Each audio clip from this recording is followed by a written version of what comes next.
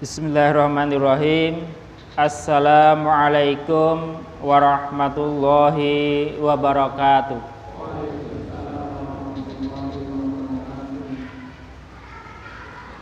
Alhamdulillah. Alhamdulillahilladzi arsala rasulahu bil huda wa dinil haqq liyudhhirahu 'alad dini kulli wa kafa billahi syahida. Ashhadu an la ilaha illallah wahdahu la syarikalah wa ashhadu anna Muhammadan abduhu wa rasuluh. Amma ba'd.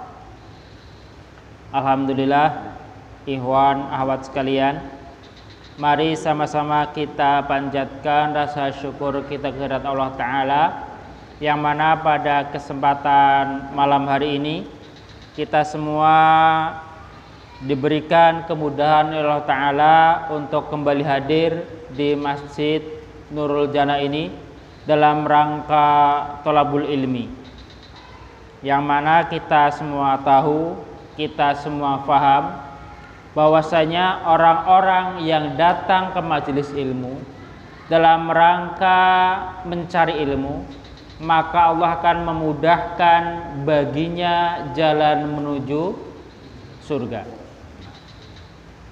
Seharusnya dengan hadis ini sudah cukup memotivasi kita semua untuk lebih sering hadir ke majelis ilmu.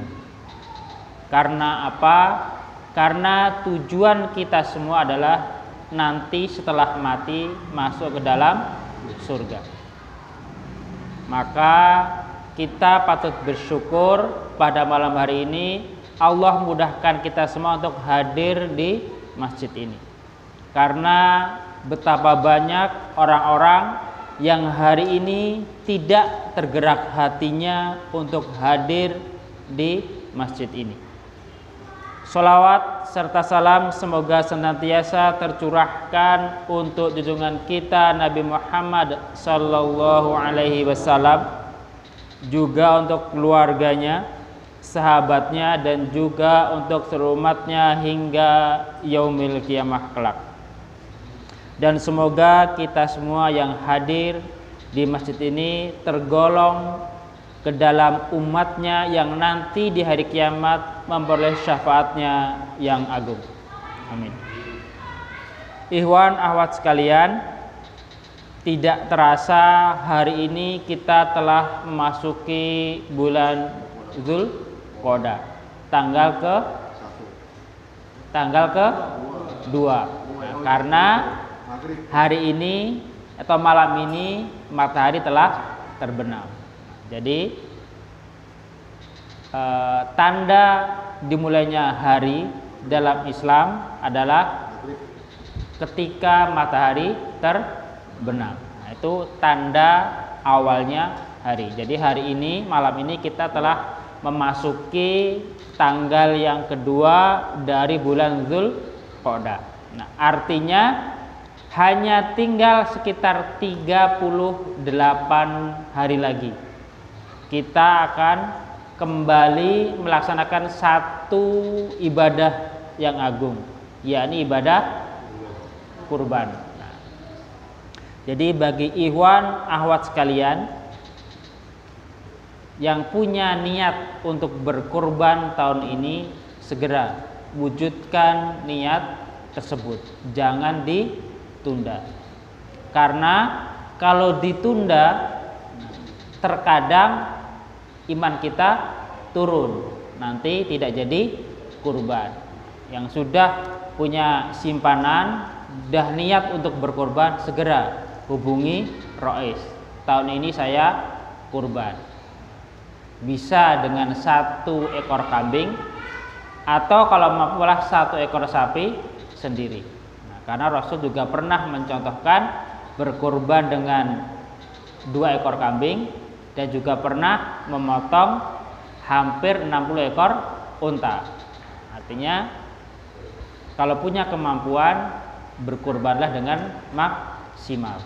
Jangan kita mampu berkurban dengan seekor sapi, kita hanya memilih 1 ekor kambing yang kecil. Nah, itu tidak pas. Jadi berkorbanlah semaksimal kemampuan kita, karena Rasul mencontohkan seperti itu. Di saat beliau sempit, ya dia berkorban dengan seekor kambing atau 2 ekor kambing. Tapi ketika lapang, beliau berkorban dengan beberapa puluh ekor unta. Ikhwan akhwat sekalian, mari kita lanjutkan kembali kajian kita dari kitab Shollu kama ra'aitumuni usolli. Salatlah kamu sebagaimana kamu lihat aku salat. Inilah satu kitab yang disusun oleh guru-guru kita, oleh alim-alim kita. Kalau di pertemuan yang lalu sebelum Ramadan, kita tengah membahas hal-hal yang membatalkan wudu, yaitu sesuatu yang keluar dari lubang, dari 2 lubang, lubang kemaluan dan lubang pembuangan. Dan dari lubang kemaluan itu ada 4 hal yang menyebabkan wudu kita batal. Yang pertama adalah kencing, yang kedua adalah mani, wadhi, dan madhi. Itu 4 hal yang harus kita pahami. Keempat-empatnya membatalkan wudu. Bahkan ketika keluar mani wajib mandi, tidak cukup hanya dengan berwudu. Tetapi terkadang 2 hal lainnya, yakni madi dan wadhi, itu kita lupa. Itu juga harus diperhatikan. Madi itulah cairan kental bening yang keluar biasanya mengiringi air kencing, atau setelah kencing itu seringkali keluar cairan bening, itu yang disebut dengan madi. Tetapi kalau wadhi, nah itu cairan bening yang keluar ketika nafsu memuncak. Nah, itu jadi seperti itu. Dan terkadang wadhi ini keluarnya tidak terasa. Nah, ini harus kita pahami seperti itu. Kalau madi setelah kencing jelas wudu, tapi kalau wadhi tadi, nah harus kita pahami seperti itu. Ikhwan dan akhwat sekalian, tadi di mukadimah telah dibacakan firman Allah Ta'ala dalam surat Al-Maidah ayat yang ke-6. Di situ Allah membicarakan yang namanya wudu atau tata cara wudu. Apa saja yang harus dibasuh ketika berwudu. Nah, jadi wudu adalah sesuatu yang sangat penting, yang sangat besar dalam Islam. Kenapa? Karena Allah menyebutkannya secara langsung. Jadi segala sesuatu yang ada di dalam Al-Quran adalah sesuatu yang besar, bukan sesuatu yang sepele. Terkadang kita menganggap sesuatu itu kecil karena sebagai kebiasaan. Tetapi kalau sudah Al-Quran yang berbicara, kalau sudah Allah yang memberitahukan, adalah sesuatu yang sangat besar, yang harus benar-benar kita perhatikan. Jangan main-main seperti itu. Termasuk juga dengan wudu. Karena kita semua tahu sholat itu akan sah, akan diterima oleh Allah Ta'ala ketika wudunya benar. Jadi kalau sholat wudunya salah, nah itu bisa jadi sholatnya juga akan tertolak atau tidak diterima oleh Allah Ta'ala. Ini dibuktikan oleh seorang sahabat yang ketika itu dia masuk ke dalam masjid, kemudian sholat, dan Rasulullah melihat orang tersebut sholat. Selesai sholat, orang tersebut diperintah, sahabat tersebut diperintahkan kembali untuk berwudu. Kenapa? Karena ternyata wudunya belum sempurna. Ada satu bagian yang belum terkena air. Maka kita pun harus benar-benar perhatikan bagian-bagian yang harus terkena air wudu. Jangan sembarangan. Karena tadi kalau wudunya tidak sempurna, tidak semua terkena air wudu, maka sholatnya tidak sah. Ikhwan dan akhwat sekalian, tentang keutamaan wudu udah belum ya? Kami lupa. Mohon maaf. Udah belum ya? Wis belum, Mas? Tentang keutamaan wudu. Belum. Nah, sebelum kami menyampaikan tentang apa saja yang harus dibasuh ketika wudu, maka pada malam ini kita awali dengan keutamaan berwudu.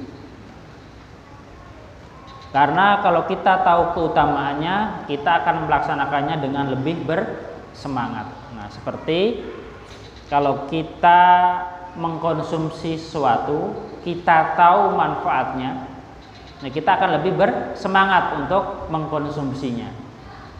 Maka seringkali atau saya itu senang ketika menjumpai ayat-ayat Al-Quran atau hadis-hadis yang berbicara tentang keutamaan. Itu paling senang. Kenapa? Karena di situ ada banyak kebaikan yang akan kita dapatkan. Seperti itu. Seperti ketika sehabis sholat kita membaca ayat kursi. Nah, itu saya bersemangat mengamalkan itu karena mendapati sebuah hadis yang mengatakan barang siapa yang selesai sholat membaca ayat kursi, maka tidak ada yang menghalanginya untuk masuk ke dalam surga kelak di hari kiamat kecuali kematian. Jadi artinya dengan merutinkan membaca ayat kursi setelah sholat, kita dijanjikan akan masuk ke dalam surga. Maka demikian pula dengan wudhu ini. Mari kita buka, kita kaji hadis-hadisnya yang membicarakan tentang keutamaan dari berwudu. Hadis yang pertama dari As-Sonabiji bahwa Rasulullah sallallahu alaihi wasallam bersabda, "Idza tawaddu'al abdul mu'min fatamat madha kharajatil khotoya min fihi faidas tangsara kharajatil khotoya min anfihi faida ghasala wajhahu kharajatil khotoya min wajhihi hatta takhruja min tahti ashfari ainaihi faida ghasala yadaihi kharajatil khotoya min yadaihi hatta takhruja min tahti atfari yadaihi faida masaha bi ra'sihi kharajatil khotoya min ra'sihi hatta takhruja min udunaihi faida ghasala rijlaihi kharajatil khotoya min rijlaihi hatta takhruja min tahti atfari rijlaihi summa kana masyuhu ilal masjid wa salatuhu nafilatal lahu. Apabila seorang mukmin berwudu lalu berkumur-kumur, maka dosa-dosanya keluar dari mulutnya. Artinya dosa-dosa yang dibuat oleh mulut itu ikut keluar bersama air yang kita keluarkan ketika berkumur-kumur. Nah, karena mulut atau lidah itu juga seringkali berbuat dosa. Mungkin dari menggibah, membicarakan orang lain, dari tidak bersyukur. Nah, seringkali lidah ini kan tidak mengucapkan syukur kepada Allah. Seringkali kita lebih mudah untuk mencela untuk menghina dibandingkan bersyukur kepada Allah. Seringkali ketika pasangan kita membawakan sesuatu yang kita kurang senang lah gitu, nah kita seringkali mencelanya bukan memujinya. Padahal seharusnya kita bersyukur dibawakan sesuatu oleh pasangan kita, walaupun kita tidak terlalu menyukainya. Nah, maka dosa-dosa seperti itu akan ikut keluar bersama air kumur yang kita keluarkan. Jika dia membersihkan hidung dengan memasukkan air ke dalamnya, maka dosa-dosanya keluar dari hidungnya.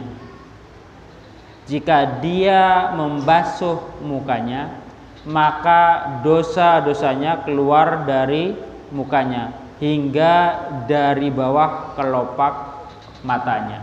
Nah, karena muka, nah itu tadi mulut sudah disebutkan, hidung sudah, nah tinggal mata. Karena mata juga seringkali berbuat dosa, melihat sesuatu yang tidak halal, seperti melihat lawan jenis. Nah, dikatakan di hadis itu pandangan pertama rahmat, yang kedua adalah, nah seperti itu. Jadi yang kedua itu sudah termasuk perbuatan dosa. Maka dosa-dosa seperti itu akan ikut keluar bersama air wudhu ketika kita sedang membasuh muka kita. Jika membasuh kedua tangannya, maka dosa-dosanya keluar hingga dari bawah kuku-kukunya. Jika dia mengusap kepalanya, maka dosa-dosanya keluar dari kepalanya hingga dari kedua telinganya. Jika dia membasuh kakinya, maka dosa-dosanya keluar darinya hingga dari bawah kuku-kuku jari kakinya. Nah, artinya semua dosa itu akan keluar bersama dengan air wudhu yang kena di tubuh kita. Dari tadi tangan, muka, kepala sampai kaki, semuanya akan ikut keluar bersama air wudhu kita. Kemudian perjalanannya menuju masjid dan sholatnya menjadi pahala tambahan baginya. Jadi sudah dosa-dosanya keluar, berangkat ke masjid itu mendapat tambahan pahala. Dan hadis ini menurut saya adalah landasan utamanya wudhu dari rumah, bukan wudhu di masjid. Nah, jadi ketika kita berangkat ke masjid, usahakan sudah wudhu terlebih dahulu dari rumah, bukan dari masjid. Seperti itu. Beda kalau tadi di perjalanan batal, ya, mau tidak mau berwudu di masjid. Kalau tidak batal, cukup berwudu dari rumah. Kemudian hadis yang kedua, innal khoslatas sholihah takunu fir rajuli yuslihullahu biha amalahu kullahu wa tahurur rajuli li sholatihi yukaffirullahu bitahurihi dzunubahu wa tabqa sholatahu lahu nafilah. Dari sahabat Anas bin Malik. Nah, ini seorang sahabat yang di dirinya itu dikhidmatkan untuk mengabdi kepada Rasulullah. Jadi sahabat Anas ini dari umur 9 tahun kurang lebih ini sudah diperintahkan oleh orang tuanya atau oleh ibunya untuk mengabdi kepada Rasulullah, yaitu dengan menjadi pembantu Rasulullah. Sesungguhnya perkara yang baik yang ada pada diri seseorang adalah apabila Allah Subhanahu wa taala memperbaiki amalnya secara keseluruhan. Nah, jadi tanda-tanda kebaikan bagi seorang adalah ketika Allah memperbaiki amal amalnya. Dan dengan bersucinya seorang untuk sholatnya, Allah Subhanahu wa taala mengampuni dosa-dosanya dan sholatnya tetap mendapat pahala. Jadi bersuci itu atau berwudu tadi menyebabkan Allah mengampuni dosa-dosa kita. Dan sholatnya sendiri pahalanya sendiri. Seperti itu. Nah, tadi yang pertama, hadis pertama mengatakan dosa-dosa berguguran. Di hadis yang kedua juga hampir sama, yaitu bersuci atau berwudu itu menyebabkan Allah mengampuni dosa-dosa kita. Hadis yang ketiga dari sahabat Abu Hurairah. Nah, ini seorang sahabat yang terkenal karena hafalannya. Nah, ini seorang sahabat yang hafalan hadisnya sangat banyak, walaupun beliau berjumpa dengan Rasul hanya beberapa tahun. Beliau mengatakan, seorang sahabat yang mampu mengalahkanku dalam hadis itu hanya satu, yakni Abdullah bin Amr bin As. Kenapa? Karena Abdullah bin Amr bin As itu sebagian hafalannya ditulis.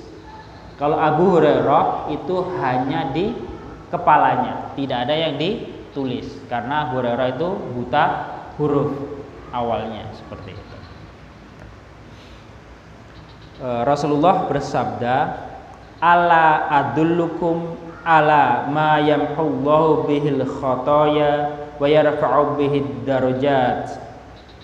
Maukah aku beritahukan kepada kalian, yakni amalan-amalan yang akan menghapuskan segala dosa dan yang dapat meninggikan derajat.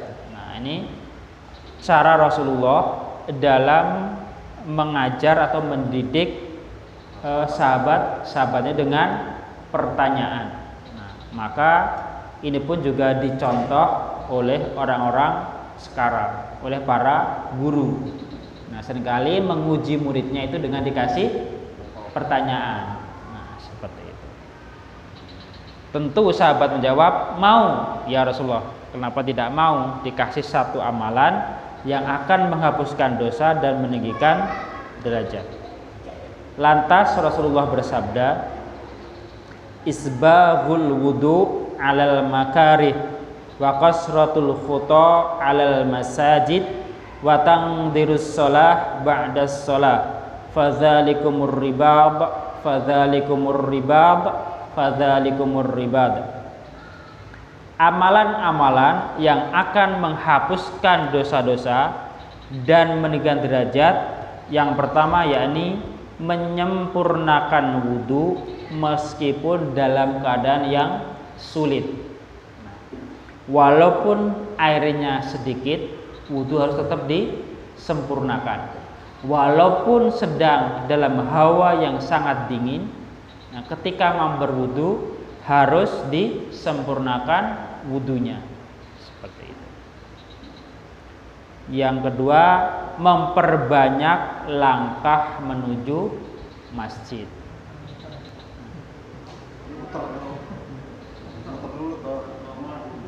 Bisa muter-muter, asal jangan sampai ketinggalan sholat.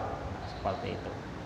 Nah, ini juga pernah terjadi kepada beberapa sahabat dari satu kabilah, yang mana mereka itu ketika datang ke masjid harus menempuh jarak yang cukup jauh. Nah, maka beliau para sahabat meminta izin kepada Rasulullah untuk pindah ke daerah yang lebih dekat ke masjid.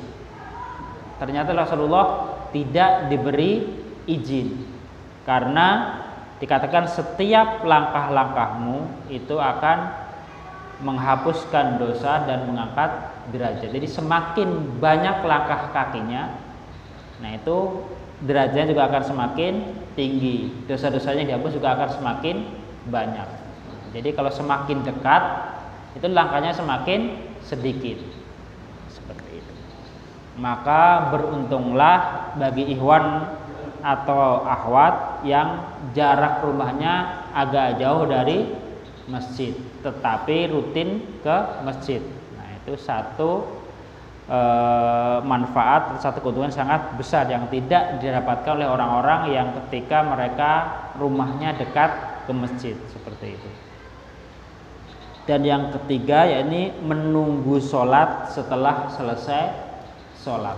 Nah, kalau guru kita Ustadz Mitfah seringkali mengatakan menunggu sholat itu tidak harus duduk berdiam diri di masjid, bisa dengan bekerja.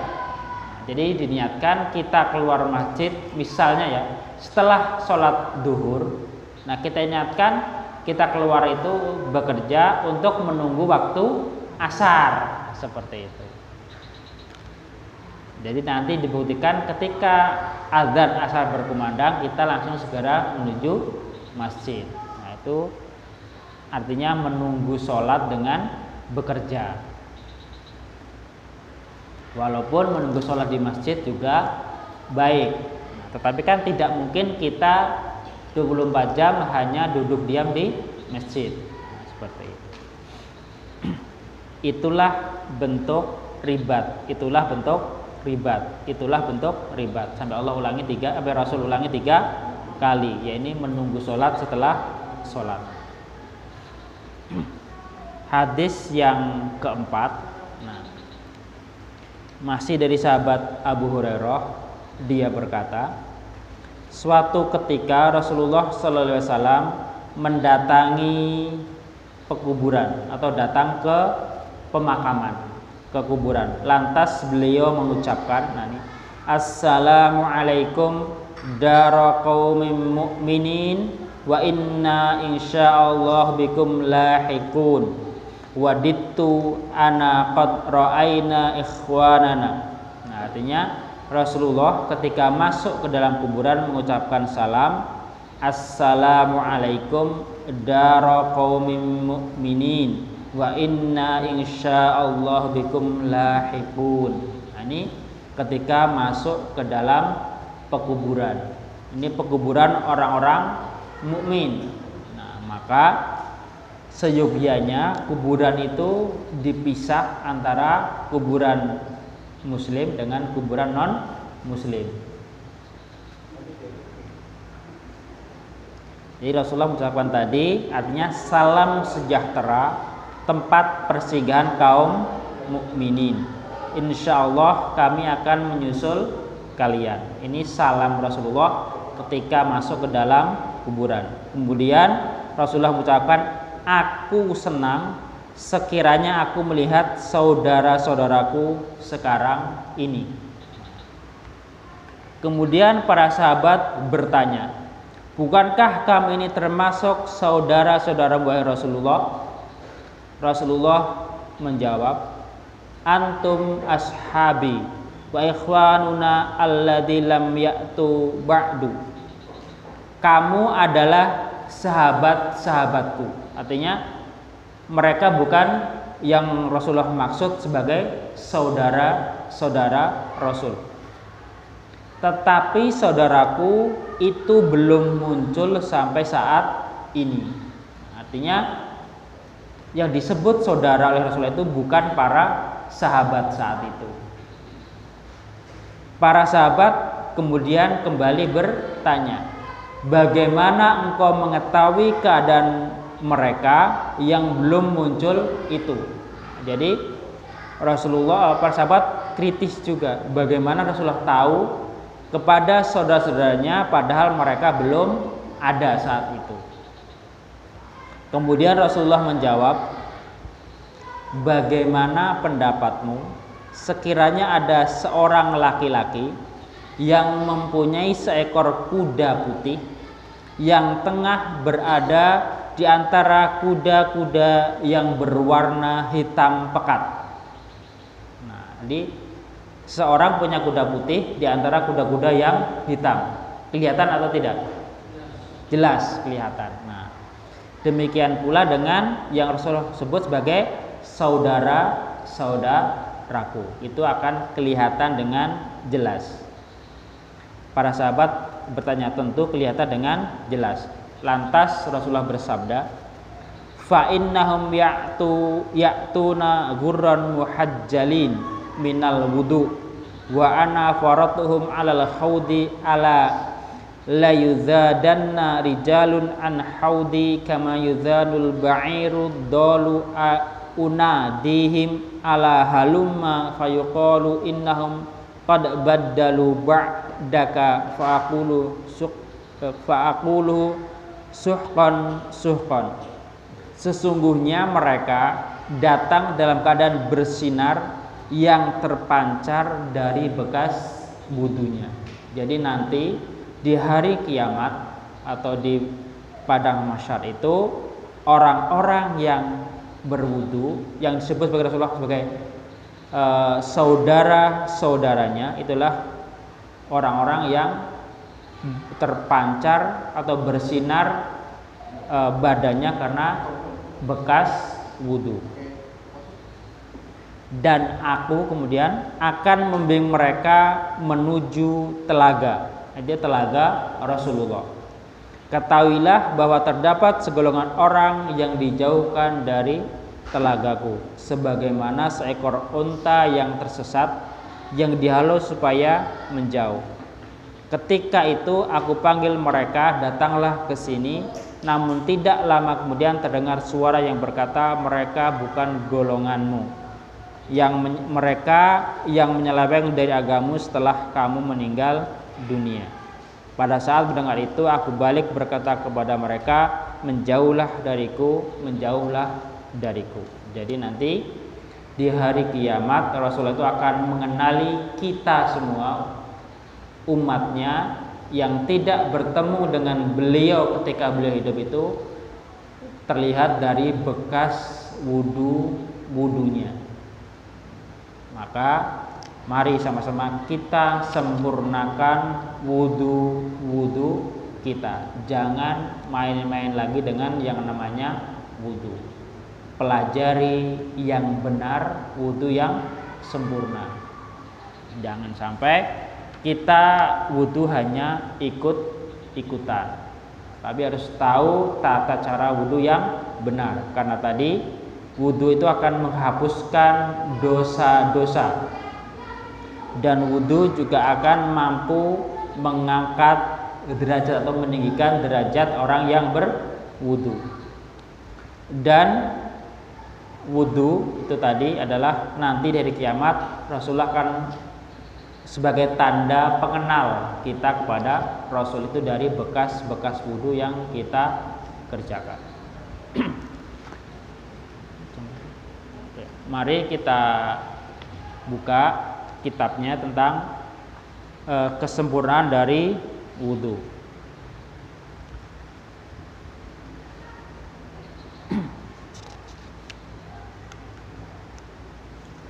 Hadis yang pertama dari sahabat Humron, yaitu seorang hamba saya dari Utsman bin Affan.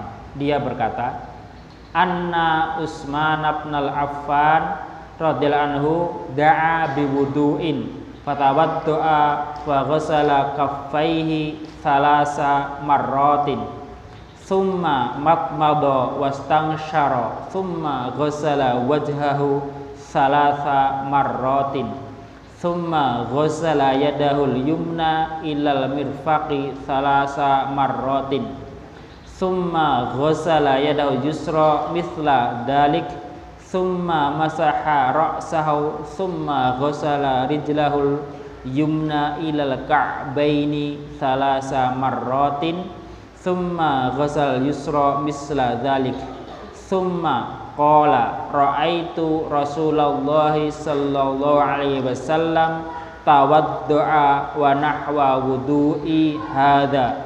Thumma qala Rasulullah sallallahu alaihi wasallam man tawaddu'a nahwa wudu'i hadza thumma qama faraka'a rak'ataini la yuhadditsu fihima nafsahu ghufirallahu ma taqaddama min dzambihi. Rawahu Ahmad wal Bukhari wa Muslim wa Abu Dawud wan Nasa'i wa Ibnu Majah wa lafdhu li Muslim. Sesungguhnya Utsman bin Affan ini seorang sahabat utama, khalifah yang ketiga sepeninggal Rasulullah, dan beliau juga menantu Rasulullah. Tidak hanya satu putri yang Rasul nikahkan dengan Utsman bin Affan, tapi dua putri, yakni Ummi Kulsum dan Ruqayyah. Nah, itu dua putri Rasulullah yang dinikahkan dengan Utsman bin Affan. Bahkan sepeninggal keduanya, Rasulullah pernah berkata kembali, seandainya masih ada putriku, tentu akan aku nikahkan kembali kepadamu. Karena sepeninggal istri-istrinya tadi, setelah Ummi Kulsum atau Ruqayyah yang dua meninggal, kami lupa, mohon maaf. Nah, itu satu meninggal, dinikahkan dengan adiknya meninggal.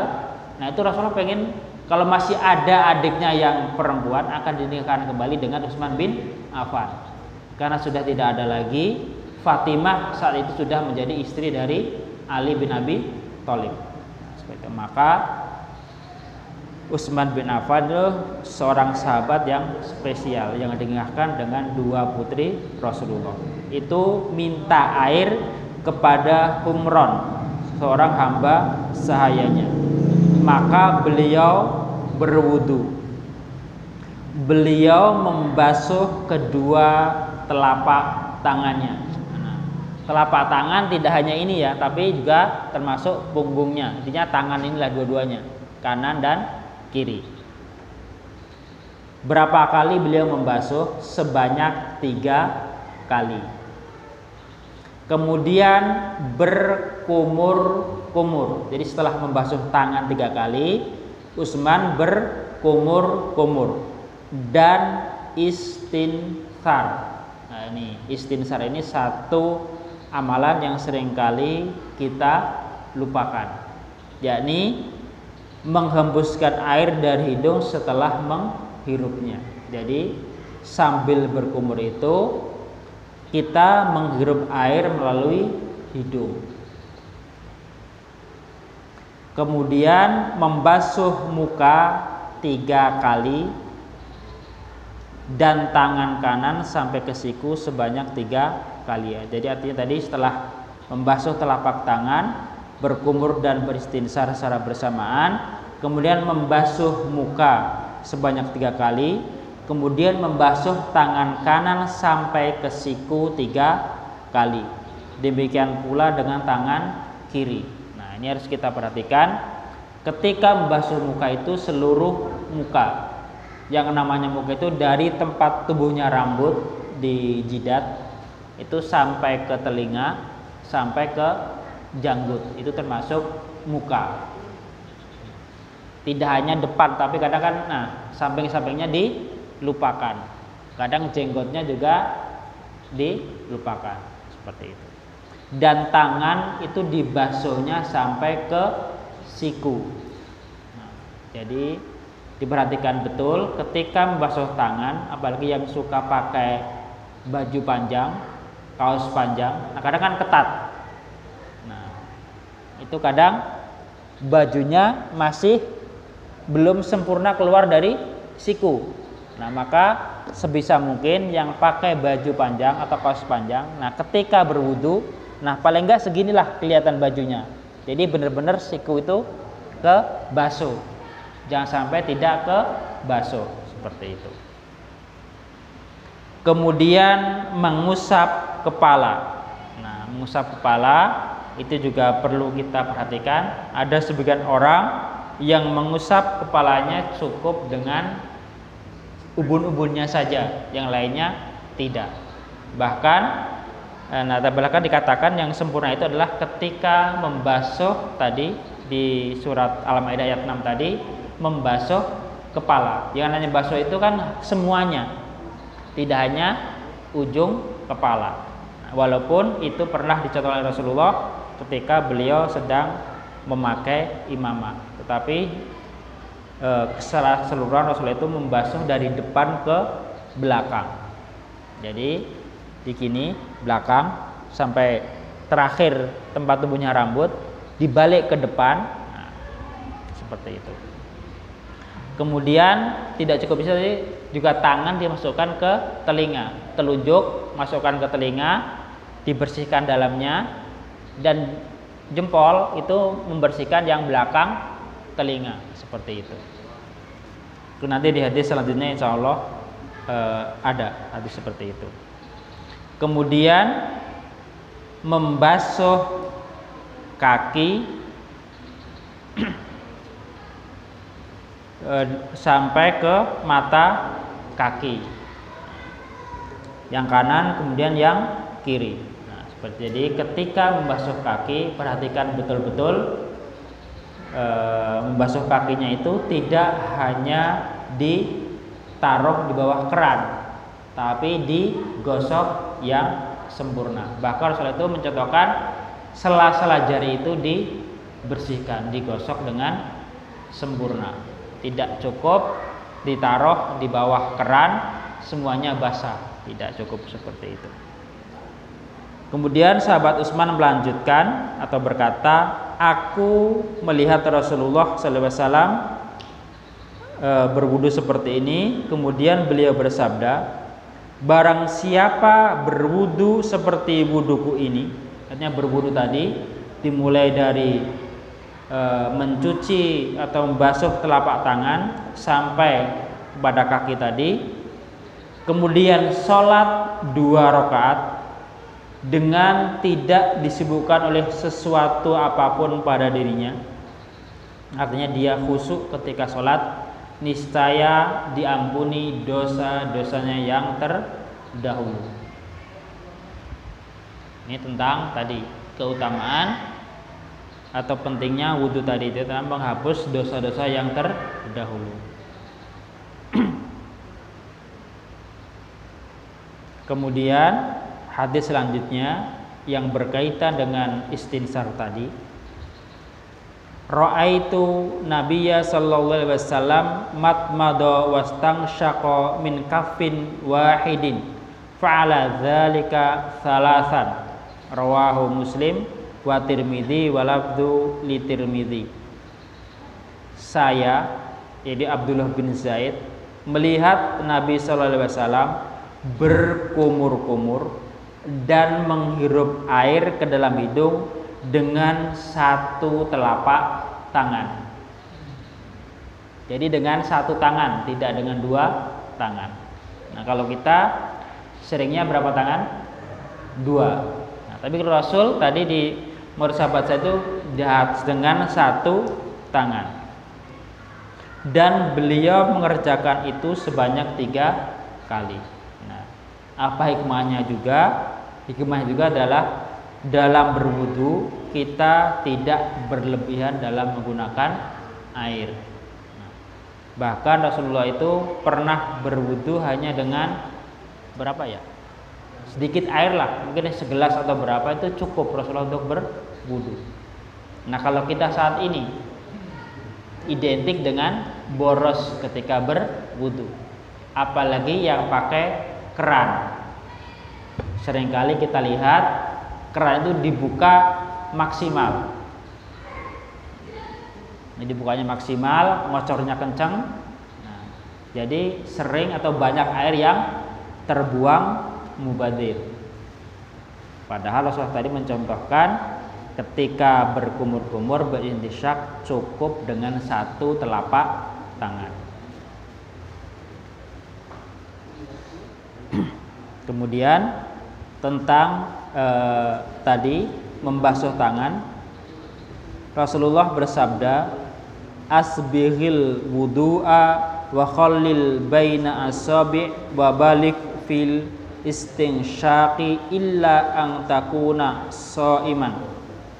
Sempurnakanlah wudumu dan sela-selailah jari jemarimu dan berintiksyaklah dengan sungguh-sungguh kecuali dalam keadaan shaum. Jadi ketika membasuh telapak tangan sambil menyela jari jemari. Jadi dibersihkan satu per satu jari jemarinya, tidak hanya dikucurin di bawah keran, dan beristinsyak dengan maksimal, dengan sungguh-sungguh. Nah, kalau untuk yang pemula atau yang belum terbiasa, itu biasanya sampai kepalanya terasa pening, panas sampai sini biasanya. Tapi kalau sudah terbiasa, insya Allah pening itu akan hilang dengan sendirinya, kecuali dalam keadaan saum. Kenapa? Karena lubang hidung dengan lubang mulut itu ketemu di satu titik. Nah, ketika kita bersungguh-sungguh intisyak, itu bisa jadi sebagian ada air yang masuk ke dalam perut. Nah, jadi ketika puasa instiksannya biasa-biasa saja. Tapi kalau tidak puasa, nah itu dengan maksimal. Karena lubang hidung dengan lubang mulut itu bertemu di satu titik. Nah, itu terbukti dengan keadaan anak saya ketika dikatakan harus minum susu maksimal, itu harus pakai selang NGT, masuknya dari lubang hidung. Nah, jadi lubang hidung dimasukin selang langsung nyampe ke lambung. Artinya lubang hidung dengan lubang mulut itu bertemu di satu titik. Jadi ketika normal itu secara otomatis saling buka tutup seperti itu.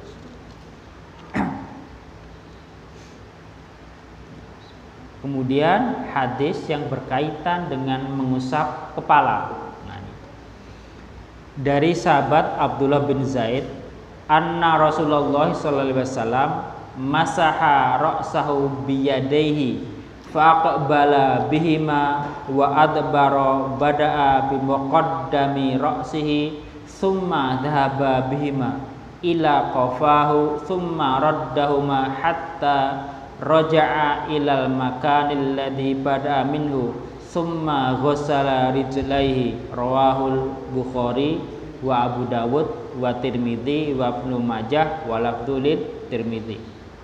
Sesungguhnya Rasulullah sallallahu alaihi wasallam mengusap kepalanya dengan kedua tangannya, maka beliau mengedepankan dan mengebelakangkan kedua tangannya. Beliau memulai dari bagian depan kepalanya, kemudian mengusapnya sampai ke tengkuknya. Kemudian beliau membasuh kedua kakinya. Hadis selanjutnya masih tentang mengusap kepala.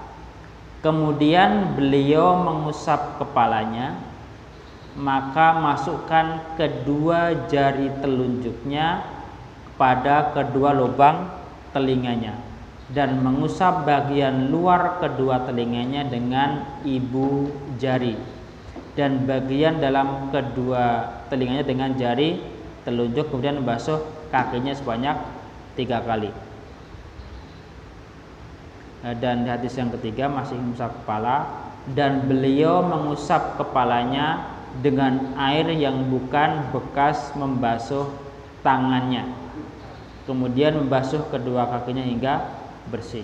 Nah, jadi ketika mengusap kepala itu dimulai dari depan, dari tempat tumbuhnya rambut sampai ke tengkuk. Jadi nanti sampai batas akhir rambut tumbuh. Nah, ke belakang, kembali tarik ke depan. Nah, kemudian membasuh telinga dengan dua jari telunjuk masuk ke lubang telinga dan jari jempol membersihkan belakang telinga, seperti itu. Kemudian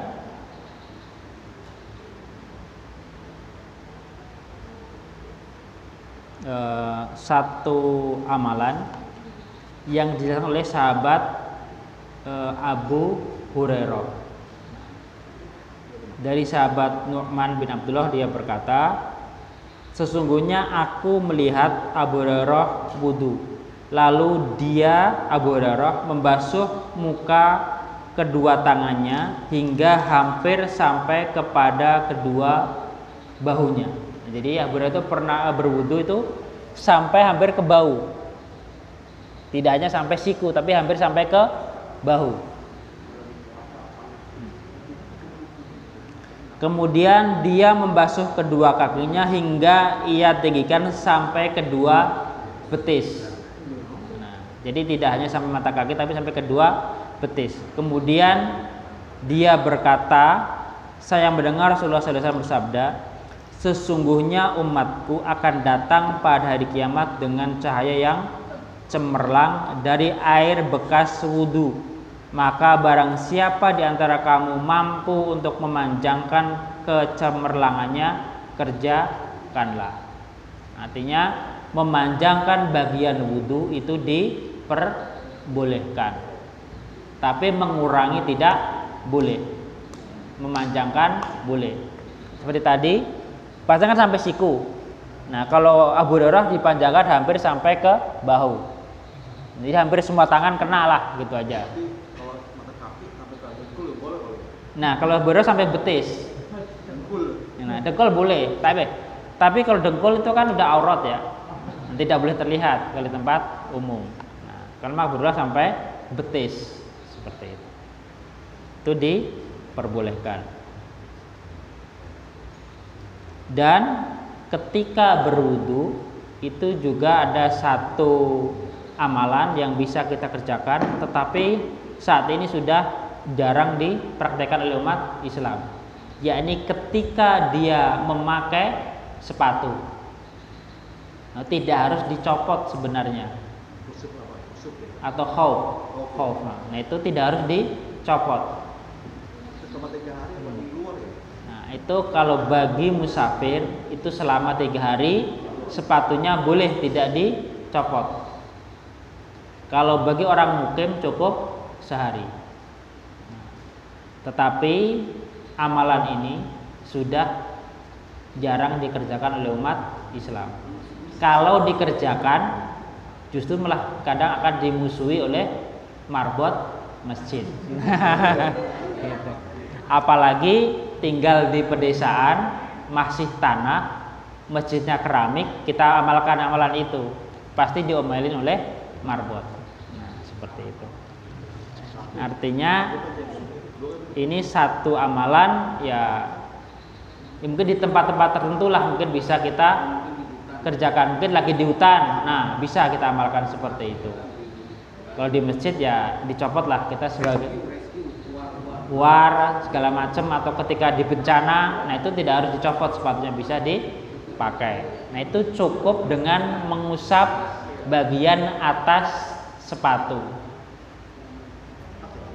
Jadi ketika membasuh kaki cukup diusap khauf bagian atasnya. Kalau seandainya kita nih kan posisi kita bukan kerja ibaratnya kayak luar kan ini posisi kita kan nggak wudu nih, tapi kita langsung kerja kayak luar kita kan kita nggak tahu kan nanti kita kena najis apa enggak kan sebelum memakai sepatu itu. Ini nggak apa-apa. Ya kalau udah kan nggak tahu kan, kalau nggak tahu dimaafkan insya Allah. Kalau tahu ya harus dibersihkan terlebih dahulu.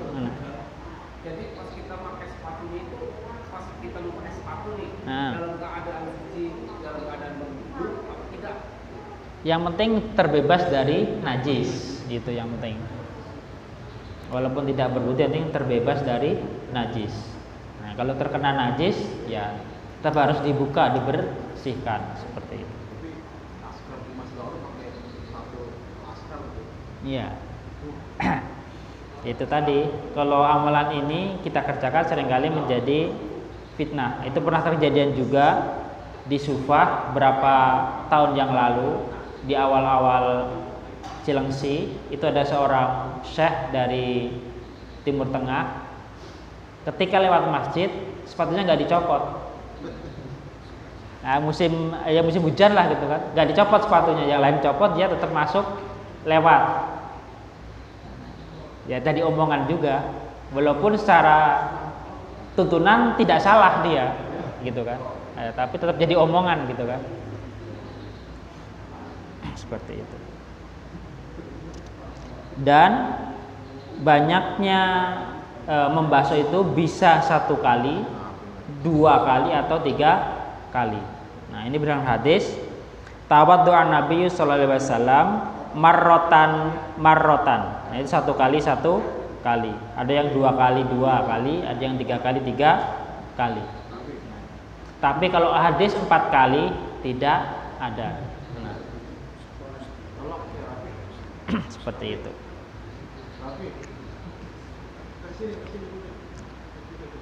Mungkin hanya ini yang dapat kami sampaikan pada kesempatan malam hari ini, yakni wudhu yang sempurna itu yang pertama harus dengan niat membasuh telapak tangan, berkumur-kumur dan beristinsyak secara bersamaan, membasuh muka, membasuh tangan sampai ke siku atau boleh melebihkan, mengusap kepala dari depan sampai ke belakang, dan juga membersihkan kedua telinga, membasuh kaki sampai ke mata kaki atau melebihkannya.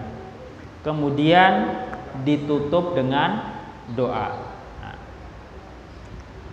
doanya apa yang bisa Iwan atau Awad amalkan doanya?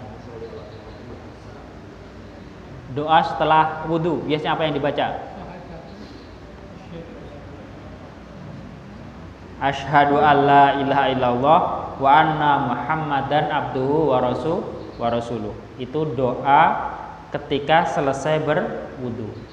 Nah, di hadis lain atau seringkali kita dengar waj'alni minat tawabina waj'alni minal mutatahhirin. Itu kelanjutannya. Tapi dikatakan kelanjutan hadisnya itu lemah. Jadi cukup asyhadu alla ilaha illallah wa anna Muhammadan abduhu wa rasuluh. Nah, itu manfaatnya ketika tadi wudunya sempurna, kemudian membaca doa itu akan dibukakan baginya pintu-pintu surga yang 8. Ia bisa masuk dari mana saja yang dia kehendaki.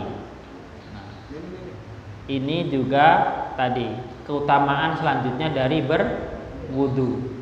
Wudu sempurna ditutup dengan doa asyhadu alla ilaha illallah wa anna Muhammadan abduhu wa rasuluh. Itu akan dibukakan baginya pintu-pintu surga yang 8 dan bebas masuk dari mana saja, seperti itu. Nah, maka mari sama-sama kita kerjakan wudu-wudu kita dengan sempurna. Nah, terutama bagi orang tua yang masih mempunyai anak-anak kecil, perhatikan betul cara wudu mereka. Jangan sampai mereka tidak diajari tata cara wudu. Karena tadi wudhu adalah kesempurnaan dari sholat, seperti itu. Mohon maaf atas segala kesalahan dan kekurangan. Akhirul kalam, wassalamualaikum warahmatullahi wabarakatuh.